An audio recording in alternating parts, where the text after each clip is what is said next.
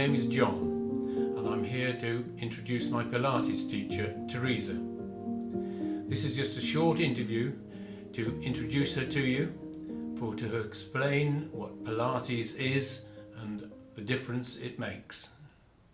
Everyone always asks me what is Pilates, even though it's been around for so long now, and then it's normally followed up with the question, is it similar to yoga? And the answer is no, absolutely not. They both have yoga mats, and that's kind of where the similarities end. With Pilates, there's 7 fundamental principles to Pilates. My favourites, what I think is the most important one, is the principle of control. So we move with control, which means moving at a slower pace. It means executing our movements much more effectively, much more thoughtfully than most other forms of exercise. So when we slow things down, when we move correctly, we then recruit the correct muscles. We make sure that we're moving in the correct postures and the correct skeletal alignments. And it also means that these habits, these movement patterns are reinforced. Every time you come to a class, they're reinforced, so that hopefully these movement patterns, these correct movement habits become habitual. They do become habits. And then we can undo the kind of awful habits that we've accrued from sedentary lifestyles, maybe from desk jobs, things like that. And we can move more effectively all of the time, even when we're not at a class. So what are the benefits of Pilates? So the main benefits that people will tell you, if you've got a bad back, or if you've got poor posture, or a weak core, you're often advised to come to a Pilates class. And those 3 main kind of benefits are really benefits. They're great, but I think other benefits are often overlooked. So there's things like your joint stability, your joint health will improve, your coordination will improve, your balance can improve. And we can also reduce the risk of injuries in the future. So by strengthening the core, by improving the balance, by habitually learning correct movement patterns, we're less likely to fall, we're less likely to bend over, cough and pull our backs, and the likelihood of aches, pains, fatigue setting in is just reduced by moving correctly, learning to use the correct muscles rather than the incorrect muscles. And what's different about your classes to other classes? So I'd say the kind of unique characteristic of my class is that I offer so much variety of content.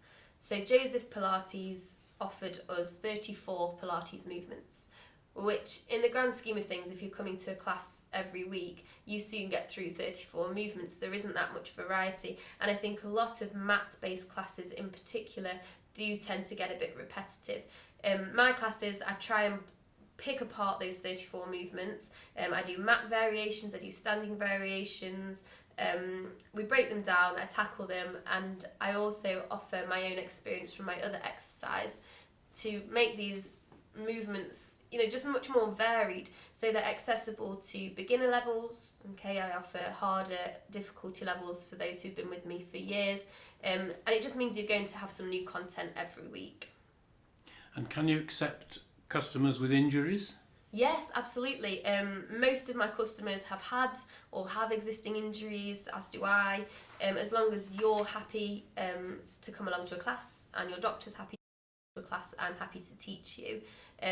As well, if you communicate with me, I can usually offer you some advisories, some tips specific to your injury that can help you to do the class and make the class much more enjoyable for you. So do ask me, I'm always happy to give some advice.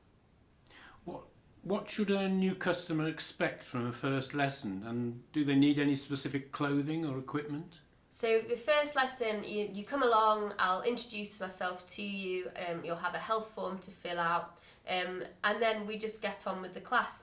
Once we've discussed any health concerns, I'll provide you with your equipment. So you'll get a travel mat if you come to my Pilates movement classes. You'll get weighted balls, you'll get bands, straps, whatever we're using on the day. If you're coming to my mat Pilates class, I do ask that people bring their own mats. I do have a few spares as well, but if you're unsure about anything coming up to your first class, you can text me, message me, call me, and we can discuss before you arrive. And how long have you been doing Pilates? I qualified as a teacher in 2017. I'd been going to classes as a customer for probably 2 years prior to that. Once I qualified, I got straight into teaching. I really wanted to go straight into it. I didn't want it to be a qualification I'd got and then forgotten about. And I was really, really excited to get going. So I started with 1 class a week, and then I've gradually built up to 6, 7, 8 classes a week, plus one-to-ones as well. So I get loads and loads of practice. I do anywhere between 1 and probably 3 sessions a day. And what's your motivation to do and teach Pilates?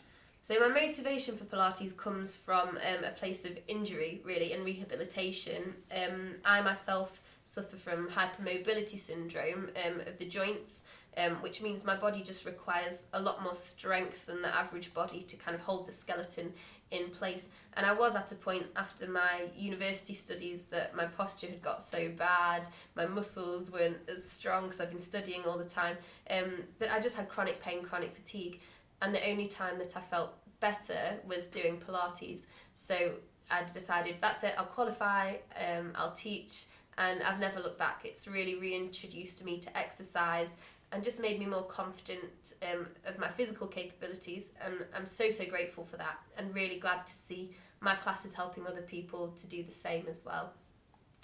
Thank you, Teresa, for explaining so thoroughly, and I hope this helped you, the viewers, to understand Pilates.